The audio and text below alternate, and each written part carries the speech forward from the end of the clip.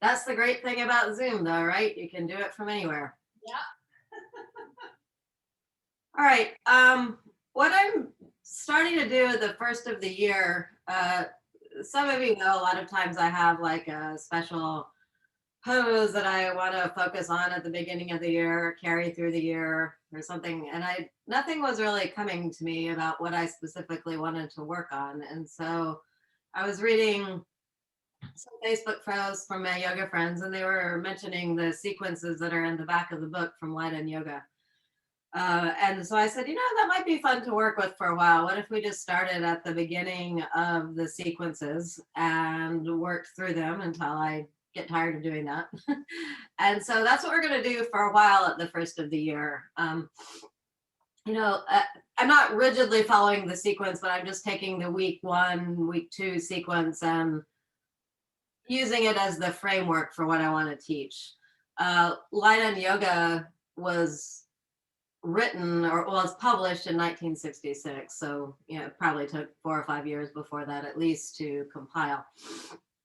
And it came out in 1966, which is the same year I was born and the same year that the Super Bowl started. So I always like the fact that all 3 of those things happen in the same year. Kind of covers the range of experience. And it has like a lot of just classic stuff in it, but it's also the case that, the Iyengar yoga has continued to evolve and develop over the last 54 years in many ways. And that's one of the things I really like about it. Both it has this kind of long standing tradition that's rooted in texts like Light and Yoga, but it's also a living tradition that gets passed down from teacher to student in a variety of ways. And the Iyengars themselves continue to evolve in how they thought about poses. And so I hope you'll find that it is interesting to go back and actually look at some of the source material of Light and Yoga. And so that's what we're going to do for the next few weeks at least. Right? So go ahead and sit up straight and tall. And I'm sitting up on a bolster. That's partly because it was there and partly because the floor is a little cold up here. So turn the soles of the feet up toward the ceiling. Hey, Kristen, welcome. Happy New Year, everyone. And then turn your calf flesh up toward the ceiling and turn your thigh flesh from the inside out. And you start at the top thigh. I move to the middle of the thigh and then turn a little bit at the knee. And all of that movement and adjustment of the flesh of the body helps the sitting bones move in, and you get a little bit of lift coming into the chest just for not doing much other than manipulating the flesh of your legs, which is, you might say, a kind of effort, a sense of effortless effort, right? Because you did that work, took that little bit of effort, something came without much happening at all. And that's one of the ways that Mr. Iyengar, Patanjali defines asana. Right? He says when we get better in asana or more perfect in asana, the effort to do the poses becomes a little bit effortless. Right? So that to me is a very tangible example of what that means is, okay, it's not really hard to turn your leg flesh. So there's effort, but it's effortless effort. And as a result, you get a nice lift in the chest without doing anything at all. And fold your palms together at your heart. Put your thumb against your sternum. Gently push down with your thumbs, but also lift your sternum up against your thumbs. Lift up through the forearms as well so that your whole rib cage lifts. And hopefully when you do that, you'll feel the trapezius muscles release away from the neck. If you haven't already, close your eyes. If you're wearing glasses, you can take them off. Use a symbolic gesture to turn your awareness from the outer world, where we need our senses of perception to see things, hear things, touch things, taste things, to the inner world, that inner landscape of you, the domain of yoga. Use your exhalations to take your awareness there.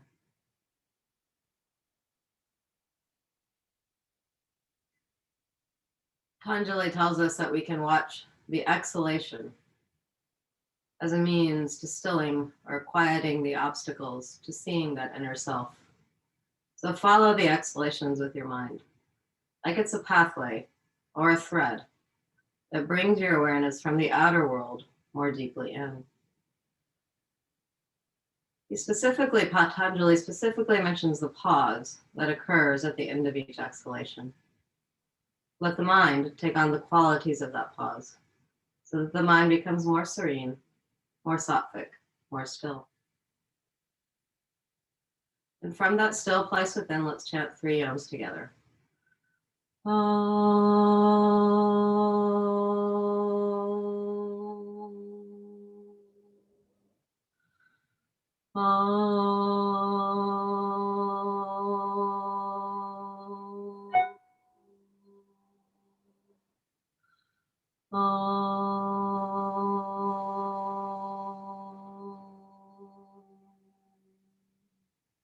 Follow that sound with your mind. Follow the reverberation of the sound with your mind. And from that space, inhale once more. Keeping that chest well lifted and broad, bring your chin down to your chest and your hands down to your thighs with your palms up. And then raise your head and open your eyes. And stretch your legs out into Dandasana. Join your big toes together. Push them against each other and spread your other toes wide apart. And feel that nice lift that comes into the quadriceps, engagement of the muscles of the inner thighs. And then from the little toe side of the foot, draw all the way up into the outer hips. Lengthen through your side ribs and roll your shoulder bones back. And then just spread your palms well like you're doing a downward facing dog. And push the palm down into the floor and feel the lift up into the chest. So the first pose of the sequence that we're going to do today is the first pose also in Light and Yoga and Tadasana, but think about Dandasana basically as a seated Tadasana. So make your legs work as much as you would as if they were doing a standing pose like Tadasana. Spread your palms and really push the hands down and lift up into the armpits so you get that nice Tadasana lift of your chest. And roll your shoulder bones back, feel the broadness of the collarbones. Bring your shoulder blades in, away from the neck and into the center of the body and up a little bit so you get even more lift in the chest. And just inhabit the space of Dandasana. And staff is your spine. It supports you through the day, or your life really. All right. And then switch the cross of your legs. So the other leg goes in front. Again, turn the soles of the feet up toward the ceiling so you're more on the tops of the feet. Turn the calf flesh up toward the ceiling. And you should feel some release come into the groin having done that. And then do the external rotation work of your thighs. The first pose in the book, the Tadasana, it has more of an internal rotation, but the second pose in the book, which is also the second pose in the sequence we'll do today, is Vrikshasana, and it has that external rotation of the thighs. Okay? So you can even think of just these basic seated poses in terms of the sequence of Light and Yoga that we're going to work on today. All right, then stretch your legs out straight. And then go ahead and stand up. If you do want to look along, well, a couple things. I am blogging a little bit about the sequences and taking on this new project of looking at the poses in Light and Yoga. So that I've listed what the sequence is on my blog, so you can take a look at that there. But you can also look in Light and Yoga.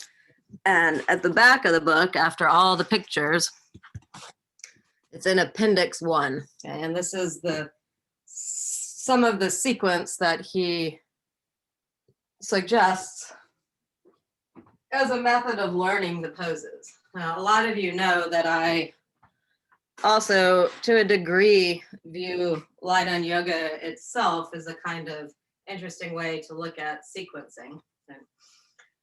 But the first pose in Light and Yoga and the first pose of the week 1 and 2 sequence is Tadasana. Okay? So let's start in Tadasana as a way of beginning the new year. Join your big toes together and spread your other toes wide apart. And that gives you a nice horizontal feeling across the legs. Then also, to get a little bit more sense of a vertical extension through the feet, go ahead and lift your ball of the foot up on your right foot. Okay? And extend your toes way, way, way forward and put the ball of the foot down. And it should feel like your foot has gotten a little bit taller. Okay? Then press into the ball of the right foot and lift your heel up and reach and stretch your right foot all the way back. Okay? So that by spreading the toes, you've got width in the foot. And by doing that little movement of the foot back and forth, you get length in the foot. And then you may actually look down and you'll see, wow, my right foot has actually gotten a lot taller than my left foot. Okay? So maybe I want to do that same thing. So lift up into the heel. Spread your toes again, extend your toes as far forward as you can, and put the foot back down. And then lift up into the heel and reach your heel way, way, way back. So your foot gets longer. And now you should feel more even on your feet. And one more time, press the big toes together and spread your other toes wide apart. Then press down into the ball of the foot and the heel, but lift up through the arches and connect that lift of the arches, the lifting all the way up through the inner thighs. Lift your quadriceps, move your buttock flesh down toward your heels, lengthen up through the side ribs and roll your shoulder bones back. Bring your shoulder blades in, away from the neck and into the center of the body and up a little bit so you feel that nice lift come into the chest. And then stretch very strongly through your ring fingers down toward the floor. So there are a lot of interesting things about this sequence. One of them is the different work of the arms that comes in with this first work. So here's, let's say, position 1 of the arms, okay, where your hands are just at your side. Okay. You're really working to stretch through those ring fingers so that the triceps get a little bit more engaged with the bone, and you should feel a nice lift come all the way up into the chest. And then just go ahead and release. And go ahead and get a brick.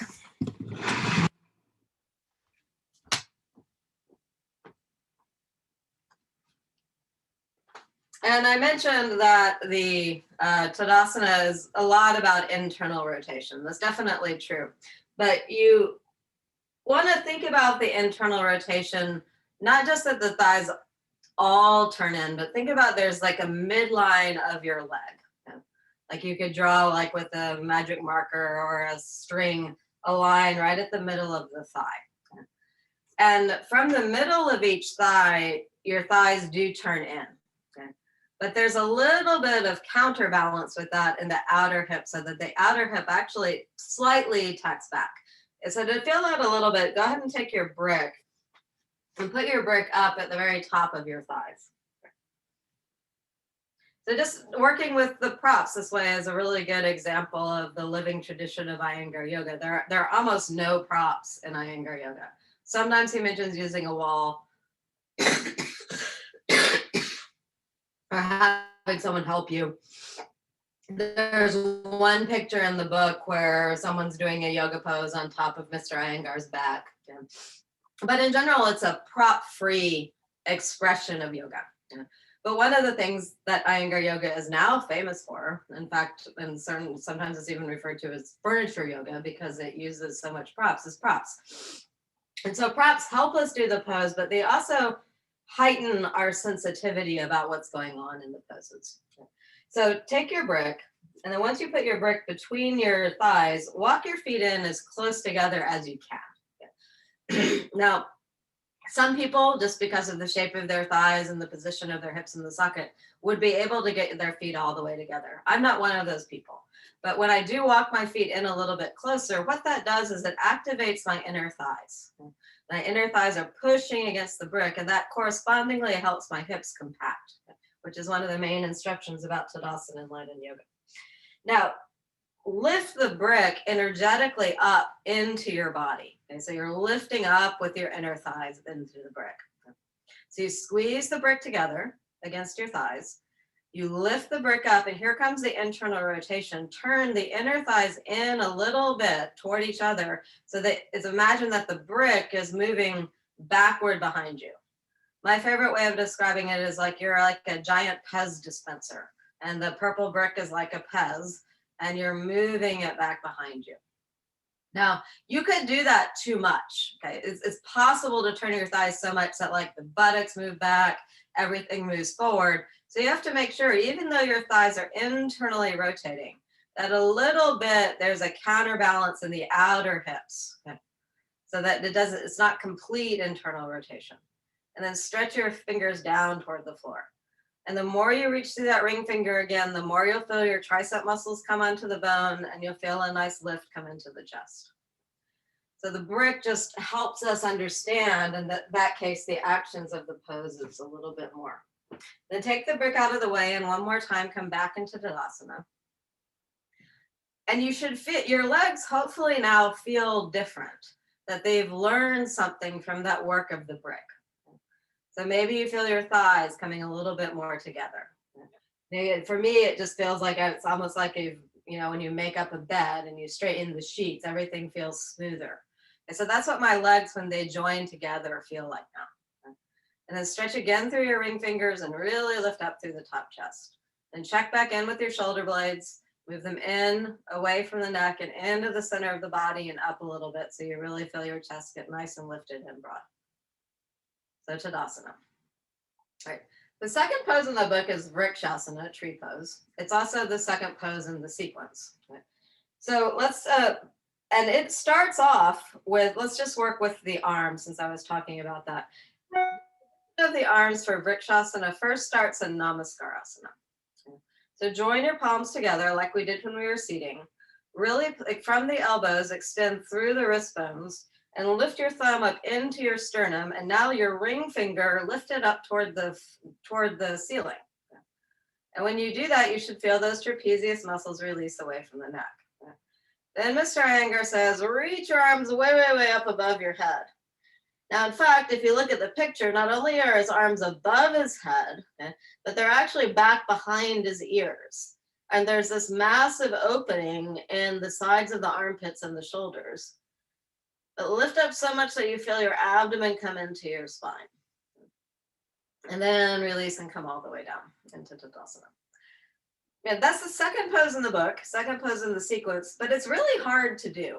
And so here's an example of what I consider the living tradition of yoga. I think over time, people watch, you can bring your hands to your heart again and do it one more time.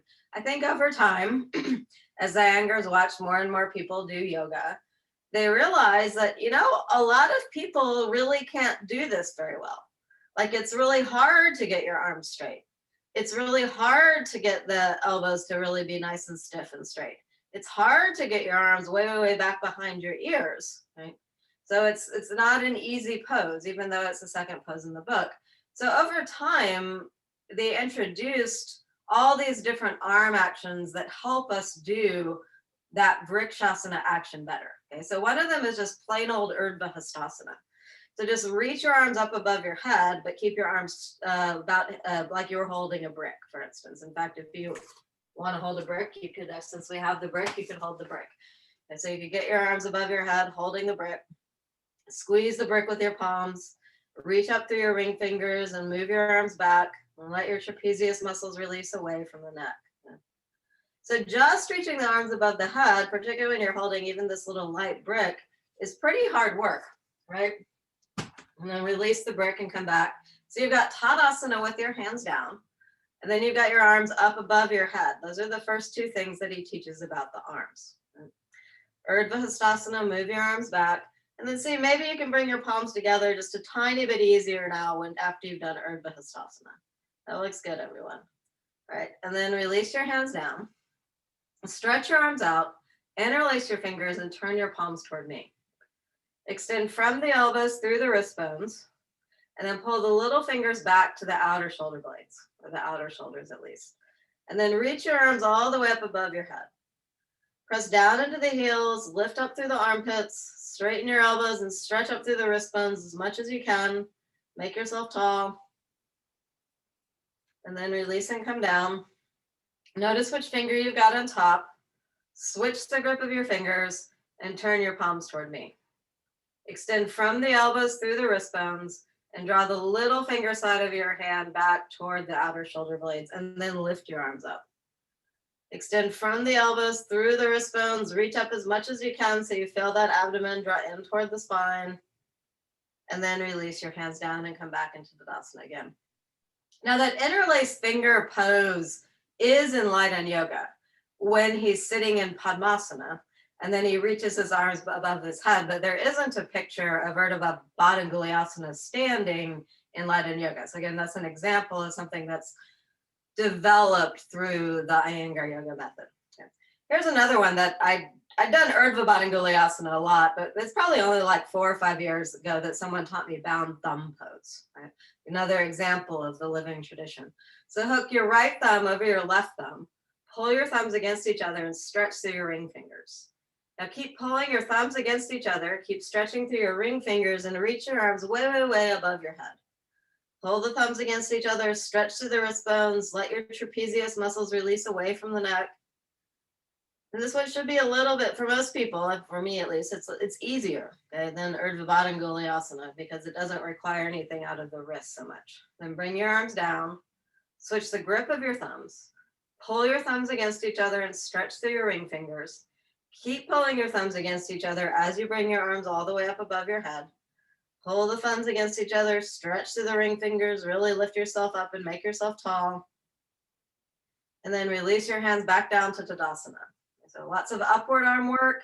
Now we're back in Tadasana, and see if you can feel that there's more energy that's come into the chest, more prana. Also, I'm really noticing that without me doing much at all, my shoulder blades have come more onto the back, so I feel more of a lift coming into the chest.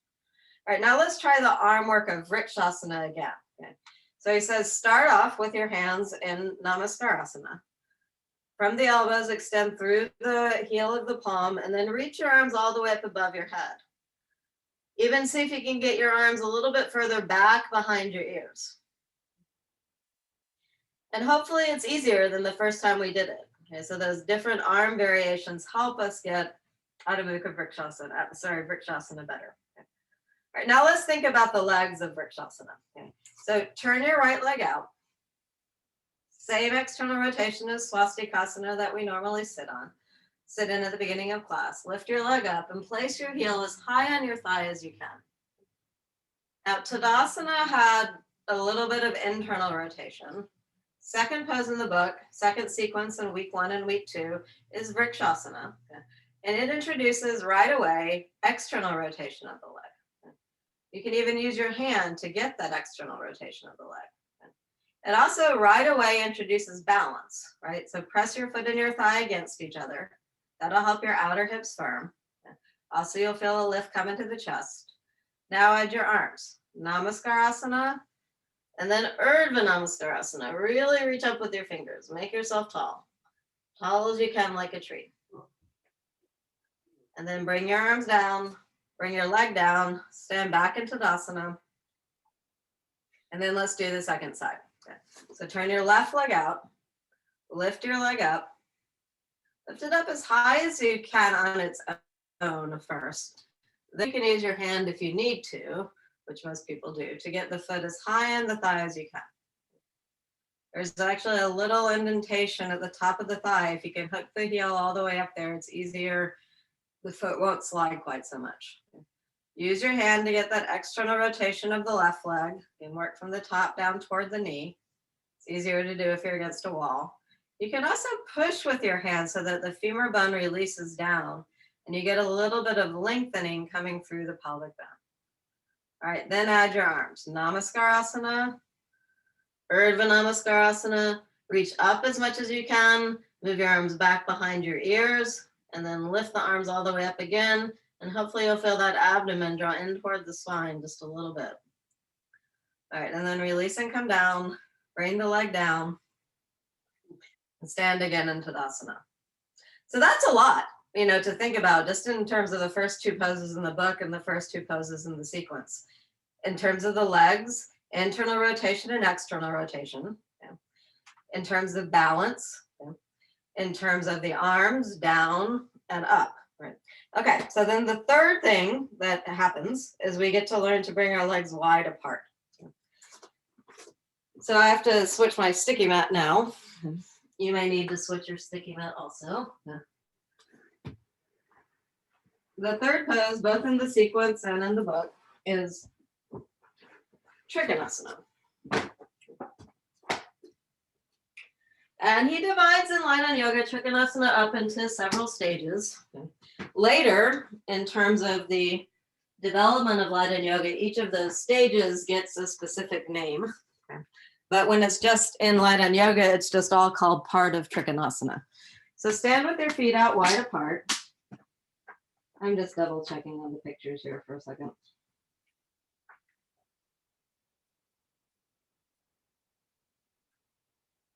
Okay, yeah, okay. So this pose with your feet wide apart and the toes straight ahead and your arms stretched out, okay, is the first stage of Trikonasana. Later, when Gita Iyengar writes preliminary course, or maybe before that, it gets its own name. And it's called Utthita, which means extended, Hastapadasana, wide apart hand pose, extended arm, extended leg pose. So think about it in terms of what we've just done. What's the new thing that Mr. Iyengar is giving us here with the legs wide apart? Now we have to broaden across the pelvic bones. We still need to compact the hips. You should still spread your toes. And here the legs are more or less neutral in this first part before they turn. But now look what's really happened with the arms. Now we're stretching the arms out wide. Right? So we had Tadasana with the arms down. Okay? We had Vrikshasana with the arms up. And now the third thing he introduces is the arms, is that the arms now stretch out way wide apart. Okay? So still stretch through your ring fingers. Feel that broadness that comes across the collarbones. Draw the shoulder blades in, away from the neck, and into the center of the body and up a little bit. And feel that broadness across the collarbones. It's really quite energizing. Okay. And go ahead and place your hands on your hips for a second. Then turn your left toes in and your right leg out. Look, we've got that same external rotation that we did in Vrikshasana, but it's with the leg straight. And for me, it's a little harder to get when the leg is straight. So I'm going to take a little cue from Vrikshasana and just bend the knee a little bit. Okay. And when I bend the knee a little bit, then I can also use my hand and turn the thigh and get a little bit of external rotation in the thigh. And then from the little toe side of the foot, draw up from your outer hip so that you have a nice externally rotated hip with your arms straight. Stretch your arms out. This particular stage doesn't have a picture in the book, okay, but he does talk about it. And later, this stage also gets its own name. It's called Parshva Utthita Hastapadasana. But then from there, press into your back heel, reach through your fingers, tip over, and come into Trikonasana, triangle pose. Press into your heels, lengthen through both side ribs, turn your torso toward the screen, and then a little bit just look up toward the ceiling if you can. If it bothers your neck, don't. But it is a part of the pose. So another interesting thing about this sequence is to think about the positions of the neck. Okay? And then come all the way back up. Turn your feet back to the center and go ahead and come back into Tadasana. Okay. So in terms of the position of the neck, we've got the head on, let's say, straight on above the spine now in the first two poses. But the third pose and the fourth pose of the book, fifth, sixth, also, the head turns. Okay. So that ability to turn the neck, okay, must also be pretty important if it's there at the beginning of things. Okay. All right, so stretch your legs out. Utthita Hastapadasana again. Spread your toes like you did in Tadasana. Lift up through the quadriceps and the inner thighs and stretch your arms out. Really reach through the ring fingers, but bring your shoulder blades in, away from the neck, and into the center of the body and up a little bit. Then turn your right toes in a little bit. Turn your left leg out. If you're not getting the external rotation that you need in the front leg, bend the leg a little bit. See if that makes it a little bit easier to externally rotate. Then pull up from the little toe side of the foot into the outer hip. And press into your back heel. Reach out through your hands, fingers, and then bring your hands all the way up. Bring your hand down to your shin. In the book, he goes all the way to the floor, but you can go wherever you want to go. And turn your torso a little bit more toward the screen. My next door neighbors up here in Waco have chickens. Okay? So I'm hearing the rooster making its pronouncement of morning right now. So if you hear that, that's what it is. It's not anything in distress. All right, and then come back into Tadasana. The other thing, I mentioned the turning of the head, right? But in Trikonasana, Trikonasana is actually a bit of a twist. I mean, there isn't twisting in Tadasana or Vrikshasana, but there is twisting in the other lateral angle poses. A little bit, they're an open twist. Now, to feel that better, I'm going to have to take my nice warm sweater off. Go ahead and take a strap. And it just needs to be a single piece of fabric. It doesn't need to be a loop. And then you're going to put the strap on the back of your pelvic bones, sorry, about the sacrum, and then just cross the strap so that what the strap is doing is it's pulling the top of the pelvic bone in a little bit. Okay, this is another use of a strap, use of a prop, right? It's teaching us correct action. Okay. Then walk your feet out wide again. Still, there's not much twisting involved, but pull on the strap again, and you'll feel those top pelvic bones come in. Okay. All right, now that's where it gets interesting. Turn your back left toes in. And when you turn your front right leg out, what tends to happen is that you see how my torso is wanting to turn with my leg. That's because my groin is tight. Okay? But you don't actually want that to happen. What you want to happen is you want to have the leg externally rotate, but the torso stays straight ahead. So that this is where the twisting comes in. The torso actually turns away from the leg. So when you this time turn your leg, pull with your opposite hand so that the pelvic bone stays going straight ahead because of the pressure of the strap. And hopefully when you do that, you'll feel a release come into the groin. Now keep holding onto the strap and pulling it so that your torso goes toward the screen. Reach your arm out and then bring your hand down toward your shin. And you feel like when you come down, right, you can feel that the torso is pulling against the strap. It wants to go with the leg.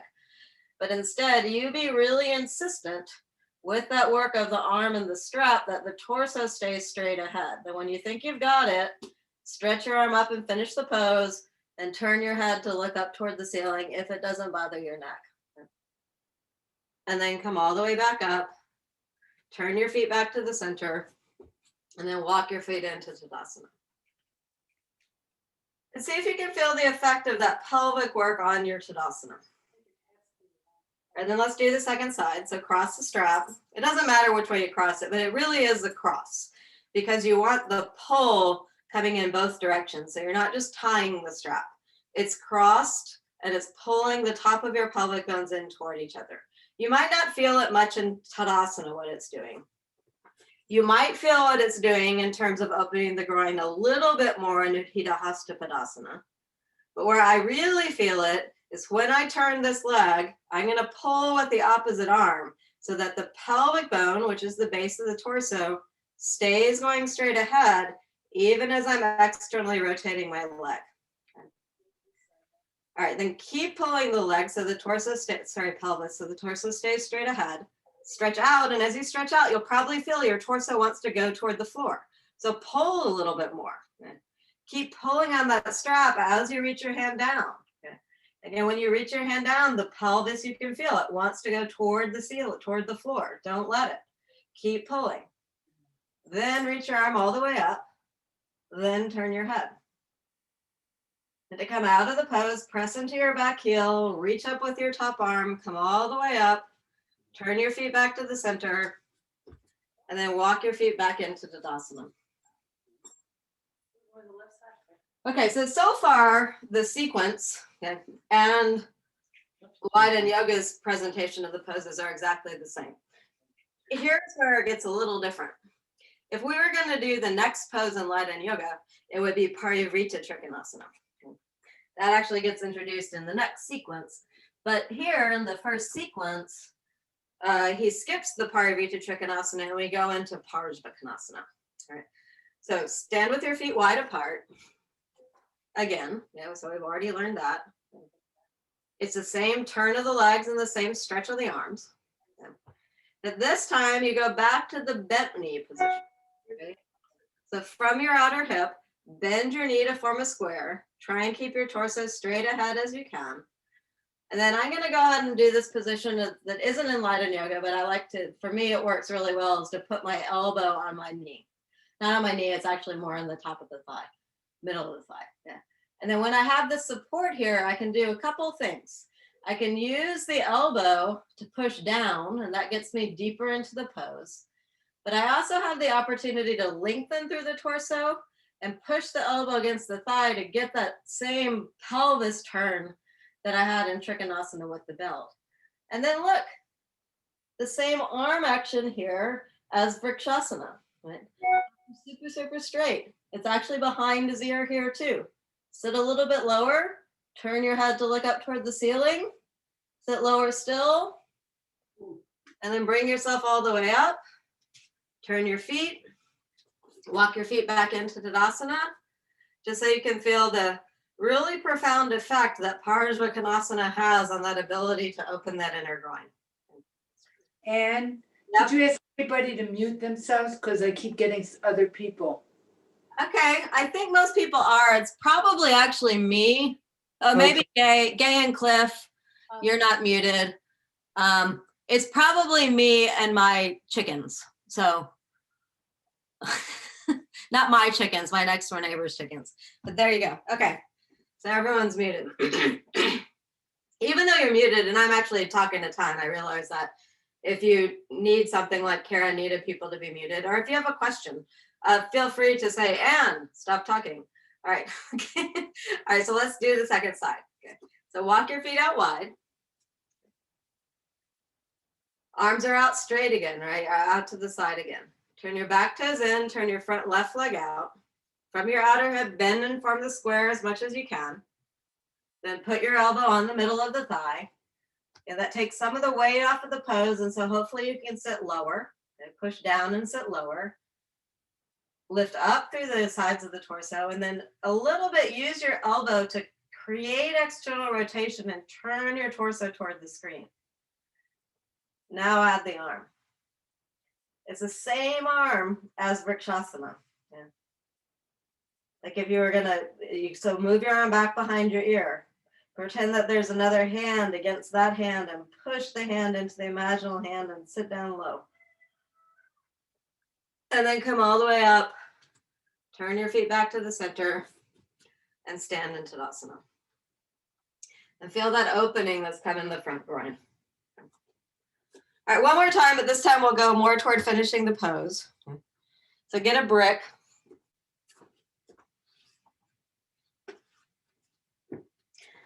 Stand with your feet out wide. Okay, here's a good example, another example of the living tradition of yoga, of Leiden yoga. In the classic pose of Parsvakonasana, his hand is on the outside of his foot. Okay? But it's also taught with the hand on the inside of the leg. Okay? So go ahead and put your brick on the inside of your leg. Sit low. Press the arm and the knee against each other and sit lower still and turn. Here's another turn. Turn that torso away from the leg, then add your arm. Then turn your head. So the torso turns, the head turns, sit lower one more time and extend from the heel through the pinky, and then come all the way up. Turn your feet back to the center. If you need to come back into Tadasana between sides, you can. That's another development, I guess I would say, is putting Tadasana between sides.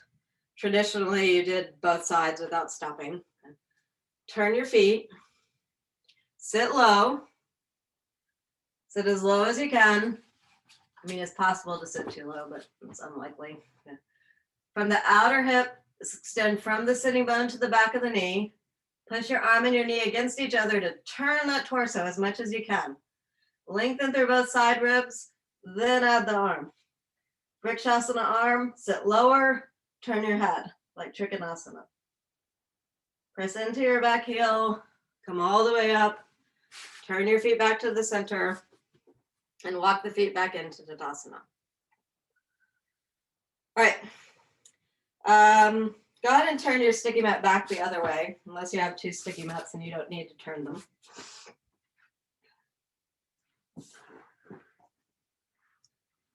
Okay, so again, if you were looking at Leiden yoga, what we would do after that pose would be Parivrita Parsvakonasana. So the twists come early. But in the sequence, as he presents it, the next thing we learn are the first two of the warrior poses. Okay. So now we got warrior one again. Yeah. Or well, now we got warrior one. Okay. But we're really prepared for it in so many ways. Okay. So take a big step forward with your right leg and a step back with your left leg. Okay. So in this pose, we're learning, let's say, the third clan, okay, of standing poses, okay, where your torso is turned toward the front leg. You've got the Tadasana clan where everything's straight. You've got the lateral angle clan like Trikonasana. You've got the revolve clan. But then you've got the Virabhadrasana 1 clan. Lift your quadriceps well. Bring your pelvic bones around as much as you can.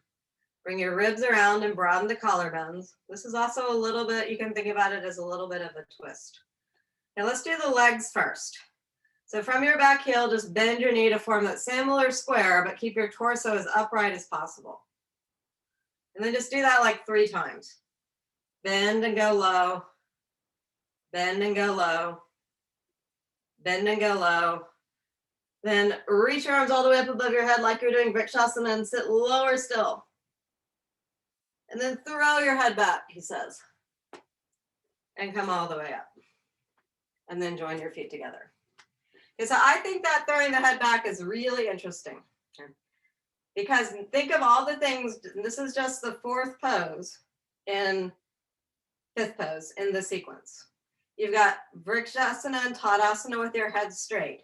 You've got turn your head to the right, Trikonasana. Turn your head to the left, Trikonasana. Turn your head to the right, Parsvakonasana. Turn your head to the left, Parsvakonasana. Then, what else can the neck do? It arches back for Virabhadrasana 1 and Parsvakonasana. Okay. Later in the sequence, it's going to do shoulder stand where the chin goes down to the chest. So go ahead and do that. That's pretty much everything the neck can do. And it's in week 1. Okay. Shirshasana, headstand, actually isn't in week 1, even though we're going to do it today. Okay. But what I think about that, what I'm thinking is, why isn't headstand in week 1? Okay. Maybe the neck isn't ready for it. But what is in week 1 are all of these other positions of the head. Okay. So these other positions of the head must prepare the neck for Shirshasana. So let's do them again. So just have your head on straight. I haven't forgotten that we have a second side. Okay. So here's Tadasana and Vrikshasana with the neck. Okay. Trikonasana with the neck to the right. Trikonasana with the neck to the left. Parsvakonasana with the neck to the right. Parsvakonasana with the neck to the left. Look up, Virabhadrasana 1. Bring your head back to the center. Foreshadowing Sarvangasana, bring your chin down to your lifted chest, and then come back up. All right, Virabhadrasana 1 on the second side. Okay, so take a big step forward with your left leg, big step back with your right leg. Okay. In this case, the pelvis tends to want to go with the back leg, particularly when we do it that way. So you have to turn your pelvis back toward your front leg. Okay, let's work with motion 3 times. Press into your back heel and bend your knee to form a square. Straighten the leg. Press into your back knee, bend your knee to form a square and straighten the leg. Then one more time, bend your knee and form a square. Sit low in your square. Reach your arms above your head into Vrikshasana position. Sit lower still, and then arch your head back and look up toward the ceiling. And then straighten your leg and come all the way back up out of the pose. Virabhadrasana 1. Now, he goes into this pose quite differently in Light Yoga. Okay? If you're following along, it's plate 12, 13, and 14. Okay? It's worth looking at just because of the arms. So what he does first, actually, the first stage of the pose is actually arms above the head, okay? Like you're doing Vrikshasana. This gets its own picture. Okay? Whereas here, and then with the arms all the way up above the head, move your legs wide apart, and then turn your torso toward your front leg. All that happened with the arms above the head. Okay? Then bend your knee to form the square and reach your head back. Throw your head back and sit lower still. Good. Then straighten your legs, come all the way up. Turn your feet back to the center, and then do the other side. Turn toward the left leg. Reach up with your arms, press into your right heel, bend your knee to form a square. Sit as low as you can, and then throw your head back. Good. And then straighten your leg and come all the way up. They're really beautiful poses. And then just rest in Tadasana. Okay, there are only 2 more standing poses in the sequence today, so that's good to know. Okay, so the next pose in the sequence is Virabhadrasana 2, Warrior 2. We've basically already done it because it is basically the entry to Parsvakonasana. So stand with your feet wide apart. And look, here the arms are out wide again. Turn your feet, stretch through your back left fingers. Okay. Reach out through your right fingers, bend your knee to form the square, keep your torso as upright as possible, then turn your head. Look, the head's turning again. It's actually much easier, isn't it, to turn the head in this position than it was in triangle pose or Parsvakonasana. So you really get a nice turn of the neck here. And then straighten your leg and come all the way up. Turn your feet and come back to the center. Turn the other way. Keep stretching through your arms. Do your shoulder blade actions. Bend your knee to form that square. Keep your torso as upright as possible. And then turn the head and really feel that freedom. How easy it is to turn the neck here compared to Trikonasana and compared to Parsvakonasana. And then straighten the leg and come all the way up. Turn your feet back to the center and come into Tadasana. All right, the last standing pose of the sequence. Yeah. So I feel like when I turn my head in Trikonasana, Parsvakonasana, and there, it has a different repercussion on my spine. Uh-huh. It's not quite the same, is it? No, it's not. I mean, you're right. That's actually interesting to think about. So if you go back into Trikonasana, and I'm here, I mean, really, it's the same position of the arm, if you think about it. We're just in our torso, and you turn your head. Yeah, I see what you're saying. For me, yeah, I can feel that turn of the head actually going all the way into my sacrum. Yeah. Whereas when I'm here, it's upright, I'm turning, and it doesn't affect the spine in the same way. You're right. Okay. It's a good observation. Okay. All right, the next pose, is Parsvottanasana, and it's the classic pose. So what does that mean? Though he does say that you can, if you can't do this arm position, you can hold your hands behind your back, and he says that in Light Yoga. But now we've got the hands behind the back in prayer pose.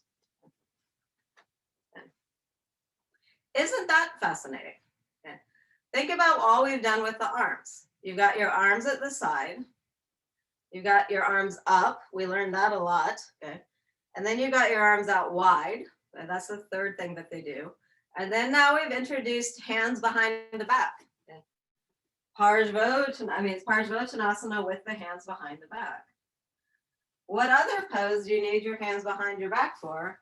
Shoulder stand. Okay. So you've got the preparation of your arms here for shoulder stand in Parsvottanasana. Then keeping your hands behind your back if you can.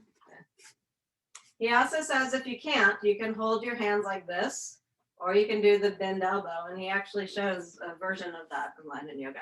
Take a big sage step back forward with your right leg, back with your left leg. Okay. Try to join the heels of your palms together. Okay. This pose, Parsvottanasana, also has 5 whole pictures for it. Okay. It's the most pictures so far in Light Yoga. Okay. So for me, that means this pose must be pretty important if it is worthy of 5 entire pictures. Okay. It's also got this really interesting stage of lifting up and throwing the head back. So you get this nice opening in the front body. Basically, he's also preparing us to do back bends here. And press into your back heel. Keep the legs strong, the sides of the torso long, and try and fold forward. And eventually you bring your chin all the way down toward the shin, to the shin. Press into your back heel and come all the way up. Release your hands and join your feet back together. And stand in Tadasana. Right. Then reach your arms behind your back again. Take a big step forward with your left foot and a step back with your right foot. Again, the pelvis wants to go with the back leg, so turn it toward the front leg. Lift your fingers up into the top chest. Lift up from the pelvic pubis all the way up through the crown of the head and arch back. Here's the neck action again too, right? The neck is reaching back. And fold forward and bring your forehead down as close as you can to your shin.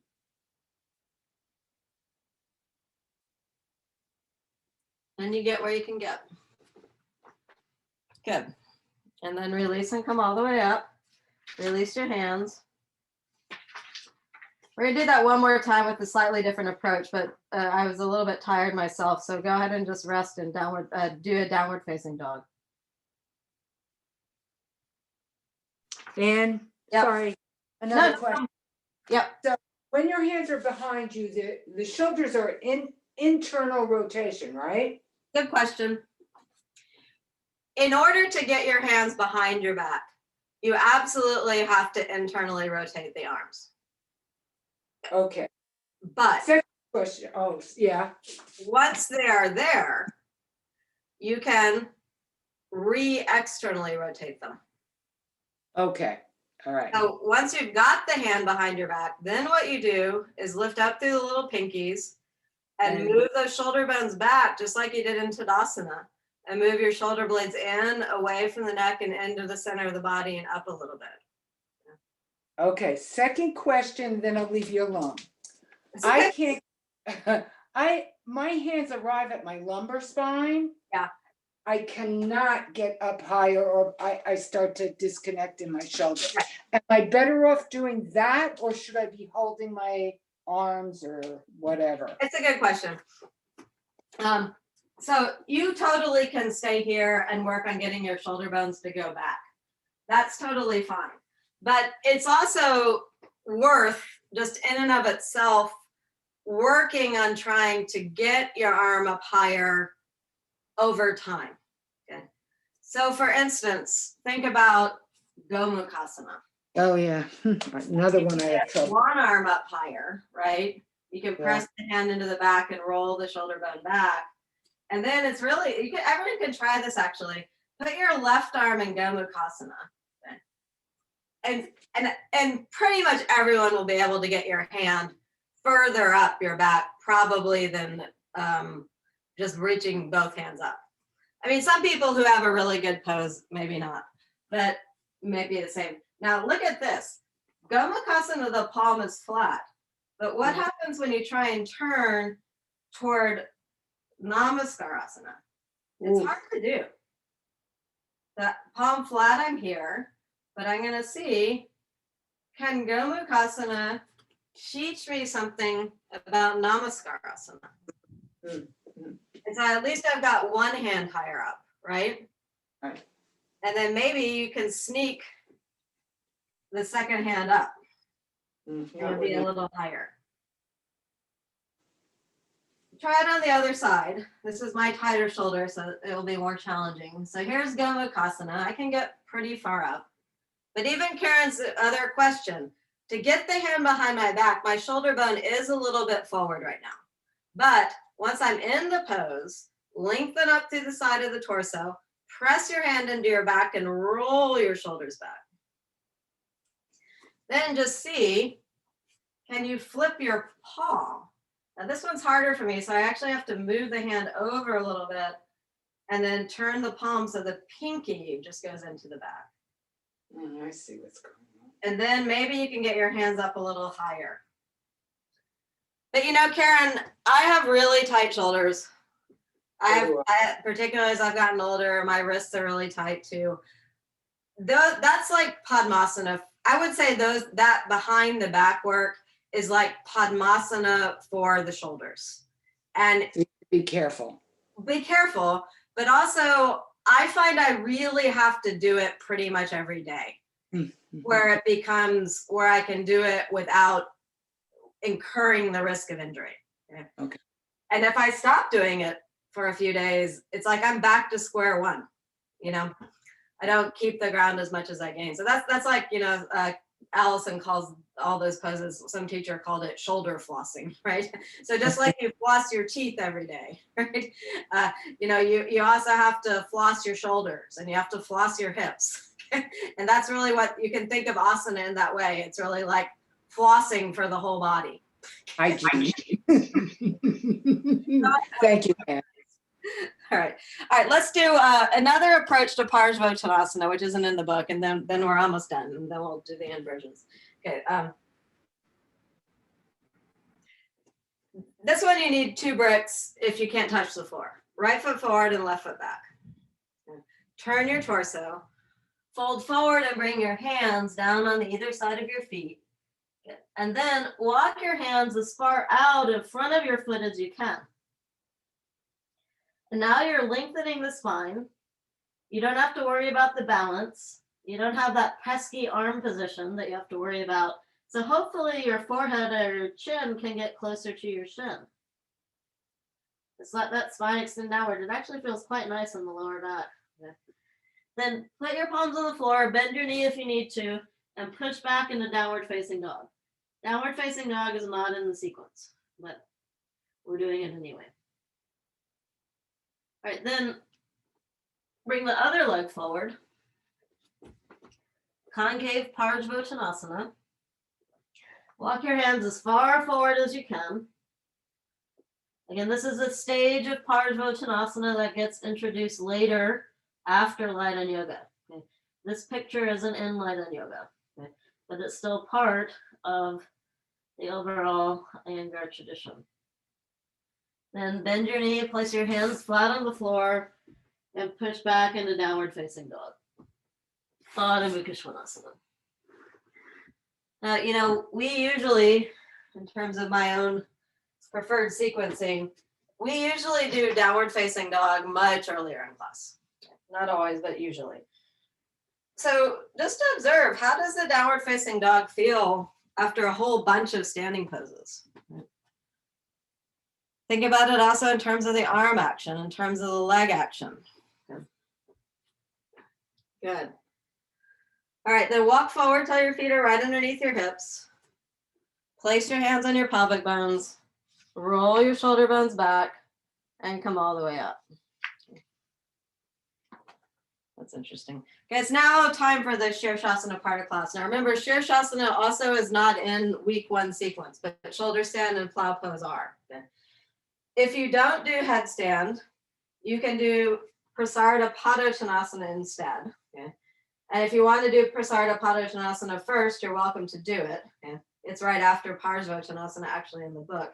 You place your hands on your hips, do that same throw back with your head and feel that opening in the front body. Fold forward and bring your hands to the floor, look forward, hands back behind the feet, look forward, and then bend the elbows and bring the head down toward the floor.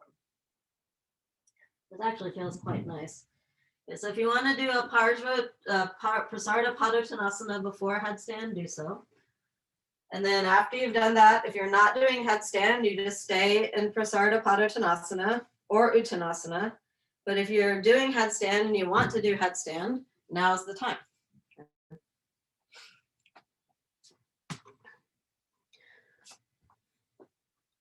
So you just interlace your fingers, or you could do, Kirsten, you could do like Supta Baddha Konasana, lay back on the bolster with your legs wide apart. Probably would feel pretty good. It's a lot of work sequence.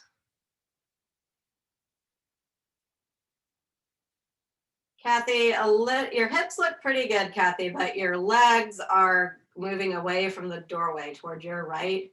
So wiggle your heels to the left, Kathy. That looks good, Marcia. Good, Sugi. That looks good, Chaya. It's a nice choice. Okay. Gay, that corner is really helping you. Cliff, move a little bit your legs toward the bed. Okay. Yeah, so if you can wiggle you even a little bit more. Okay. That looks pretty good, Melinda. Yeah, Melinda, the elbows look great. Just the only thing, Melinda, maybe I would say is just a little bit more lift through the inner heels. Yeah. Kathy, you totally fixed it. That's one of the best headstands I've ever seen you do. That looks pretty good, Karen. Good, Lena. That's a nice adaptation. Those of you who I have not commented on, it's just because I can't see you either by your own choice or where you are in the room. So it's fine. I don't have to see you.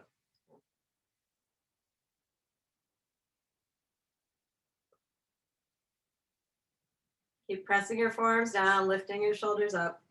Now, like I said, this isn't in the sequence. It doesn't get introduced for a few weeks yet, but think about all that we did with the neck as a preparation for coming to do headstand safely someday.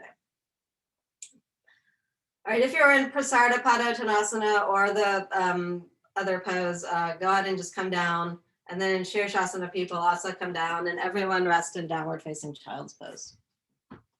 Adho Mukha Virasana.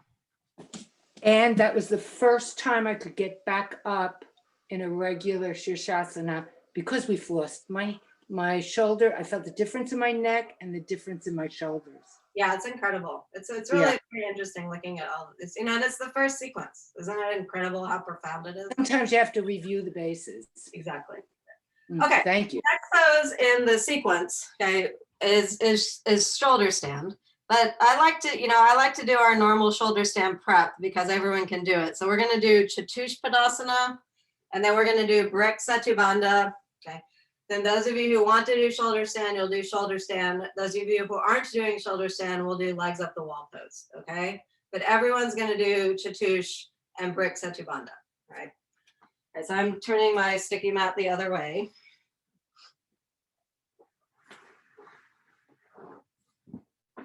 I'm also putting my socks on because my sock feet are cold. All right, so lay down on your back. Tuck your shoulders underneath you.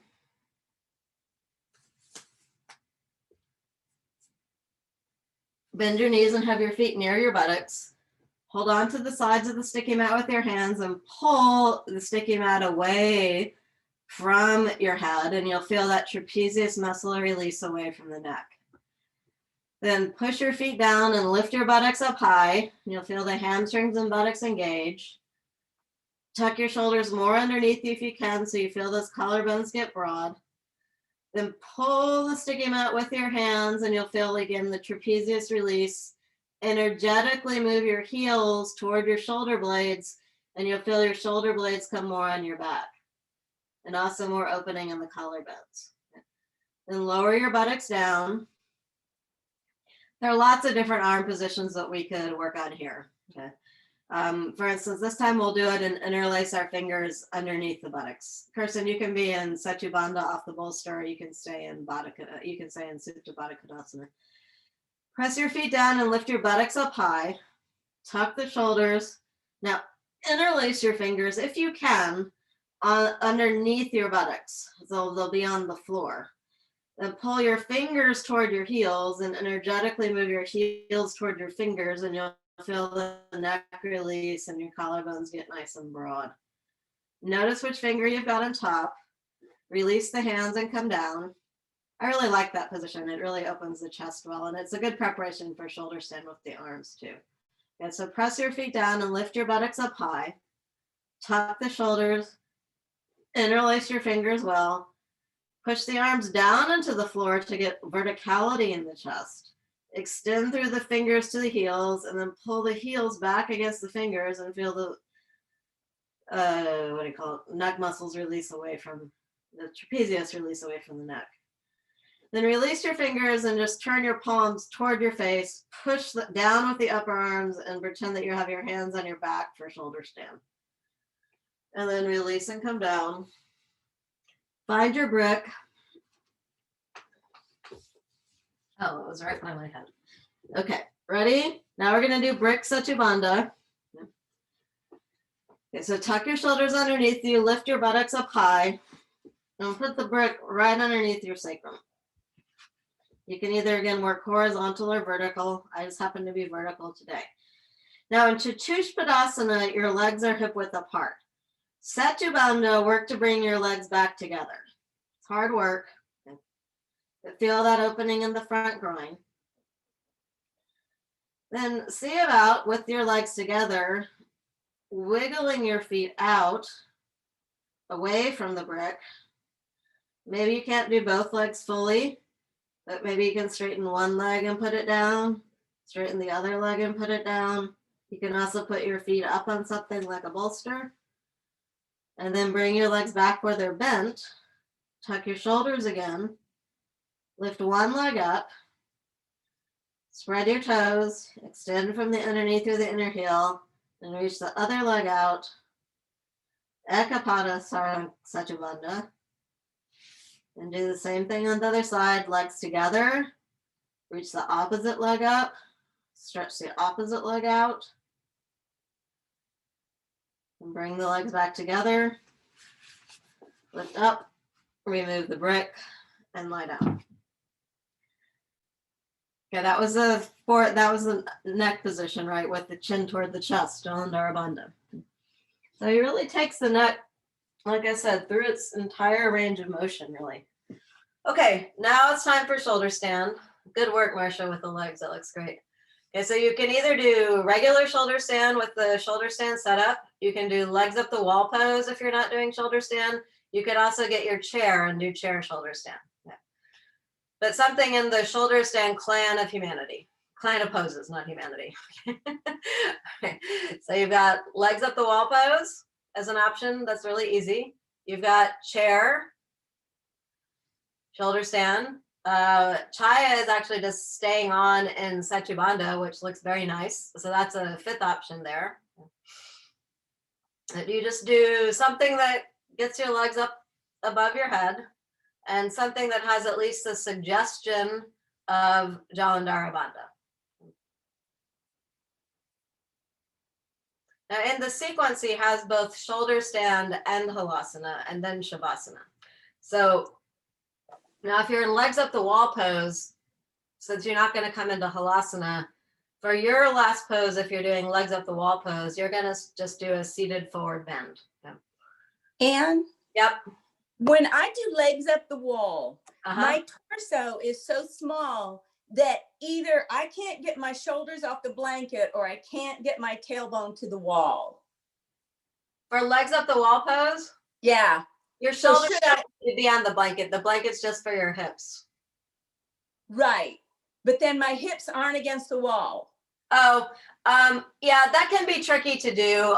Sometimes it helps if you a little bit move the blankets away from the wall so there's a little bit room for like your buttocks to get on the Okay. side. I would say work with a narrow, probably the best answer would be find a narrower support. Okay. All right. Thank you. Like maybe try rolling the blanket up so it's like a mini bolster or something. Okay. Yeah. All right. Thank you. Yeah, try that. That's a good question. So yeah, if you have a big fat bolster or something or wide blankets, it's going to be hard. So nice, Amelia. Now, those of you doing shoulder stand, it should feel pretty good after all the work we did with the arms, right? Working to open the chest. Also, we did a lot of standing poses. So that's a lot of hard work on the legs. Okay? So it should also feel really quite nice to have the legs elevated. They probably feel pretty light now that they're upside down.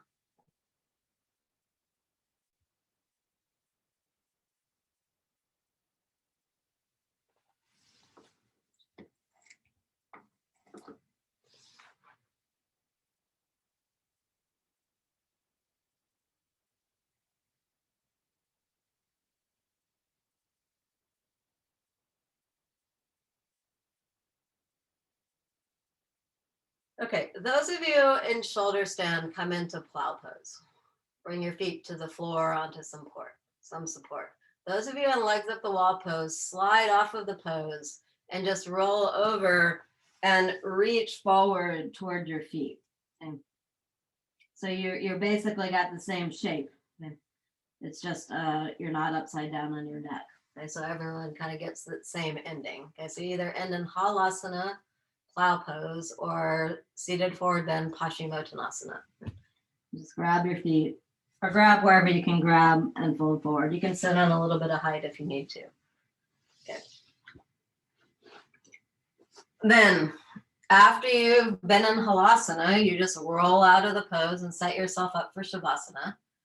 And after paschimottanasana, just raise yourself up and lower your torso down to the floor. So everyone ends in shavasana.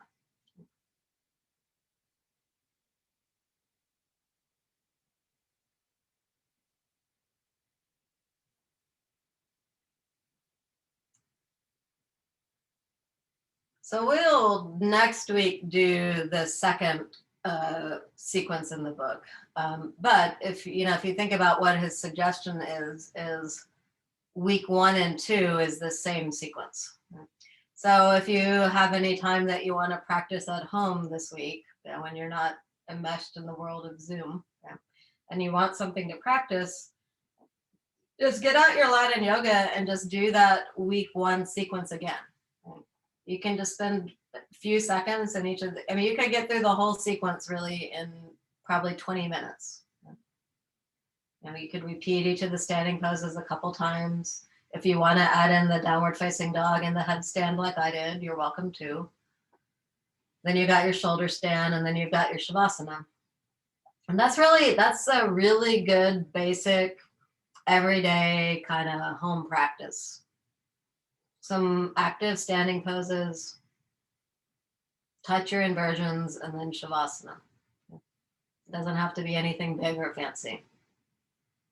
So you can see in class, we broke down everything a lot. Okay, so you could also say, you know what, I'm just going to really think of all the ways I can do Vrikshasana. That also works. So let your eyes release into the back of your head. Let your tongue release away from the roof of your mouth. Unclench your jaw. Let the back of the throat release. Let the sides of the throat release. Let the base of the throat release. Let your ears draw inward. Completely relax the features of your face and become quiet within.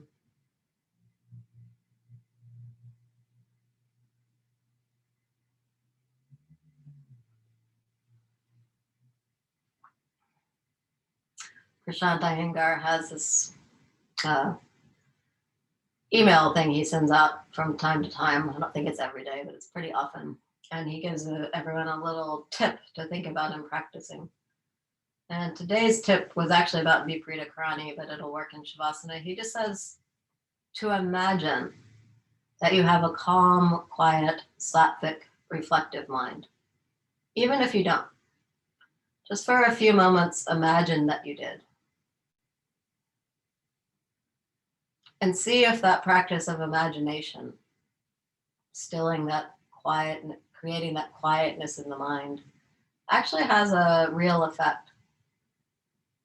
And imagining how you want something to be actually bring at least a little bit something of that state into existence.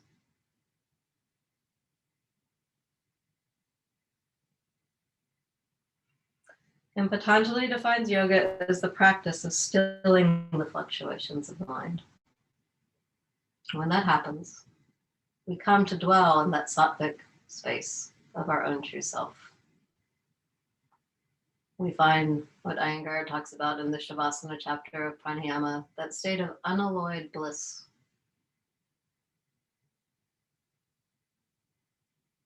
Be in that state and let it infuse your being with bliss.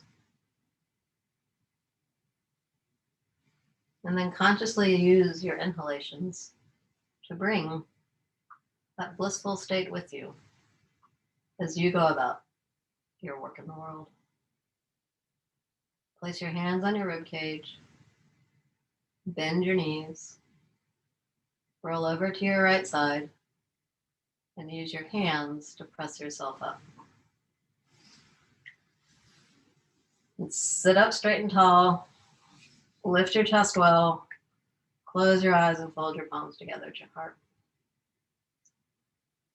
Observe the effect that your practice has on you.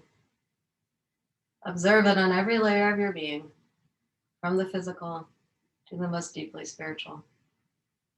In gratitude to the benefit you receive from your practice of yoga, in gratitude to the people you have the opportunity to learn and study and practice yoga with, and in gratitude to the lineage of Hatha Yoga itself, is practiced by B.K.S. Iyengar, reaching back to the sages of India and down through a line of teachers and students to you, here on the mat, in Austin, Texas, Waco, Texas, Paris, France, wherever you happen to be in the world, through this miracle of Zoom.